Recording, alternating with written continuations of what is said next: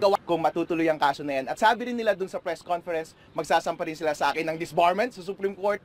Tatanggalin rin nila ako ng lisensya bilang CPA sa PRC at magsasampa pa sila ng isang election offense din under Election Code 881 881 at ang provision na yun is I think 261 Z11 at parang pang fake news din yun at ang sinasabi lang doon mas specific, spreading false information that may disrupt the process of election. Actually excited ako yan na maipakita yung backdoor na iyon at yung actual na pag-take advantage ng vulnerability na yon. As a matter of fact, yun yung nakalagay sa video na ipinatanggal ng COMELEC mula sa Facebook.